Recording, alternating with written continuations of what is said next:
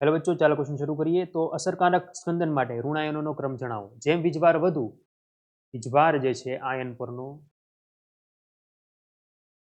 એના 4 ઘાતના સમપ્રમાણમાં હોય છે. શું? સ્પંદન શક્તિ.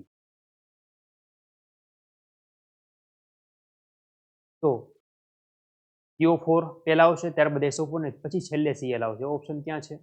આ રીતે PO4 3- એના પર વીજભાર વધારે છે, ત્યારબાદ SO4 2- ને ત્યારબાદ Cl-. આ રીતે આવશે. તો એ ઓપ્શન આપણે મળે છે અહીંયા PO4 3- SO4 2- અને Cl-. એ આપણો સાચો જવાબ છે. બાકી અહીંયા જોઈએ તો આમાં વધારે Cl- ને કીધે એટલે આ નહીં આવે. આમાં જોઈએ તો ક્રમ જ આડોઅવળો છે એટલે આપણને ચાલે. PO4 SO4 અને Cl છે આમાં. PO4 -3 પછી SO4 2- ને છેલ્લે Cl. આ પણ સાચો છે. આમાં A અને D બંને સાચા છે એટલે આ ક્વેશ્ચનમાં ભૂલ છે. A અને D બંને સાચા પડે છે.